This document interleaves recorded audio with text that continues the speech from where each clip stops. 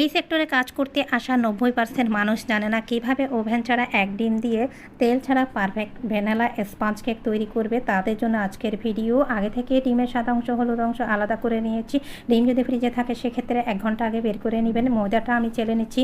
1 কাপের 4 ভাগের 1 ভাগ ময়দা আর 1 চামচ পরিমাণ কর্নফ্লাওয়ার, 1 চামচের 4 ভাগের 1 ভাগ বেকিং পাউডার দিয়ে ভালোভাবে মিশিয়ে একটা সাইডে রেখে দিয়ে এইবার আমি ডিমের সাদা অংশে ময়দা সম পরিমাণ চিনি নিয়ে ভালোভাবে 2 থেকে 3 বার দিয়ে বিট করে নিয়েছি। ভালোভাবে চিনিটা মেল্ট হয়েছে সেক্ষেত্রে অবশ্যই মেক শিওর হতে হবে। যখন চিনিটা মিশে যাবে এর মাঝে ভ্যানিলা এসেন্স আর হলুদ অংশ দিয়ে কয়েক সেকেন্ডের মতো বিট করে শুকনো উপকরণ যেভাবে দেখতে পাচ্ছেন সেমভাবে সময় নিয়ে ভালোভাবে মিশিয়ে নিতে হবে।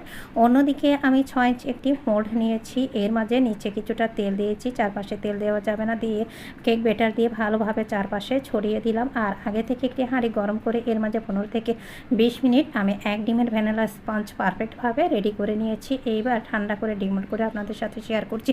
আপনারা একটি মাত্র ডিম দিয়ে এইভাবে বাসায় ট্রাই করবেন, এতে করে বড় সাইজের আপনারা কেক চুলায় তৈরি করতে পারবেন তেল ছাড়া।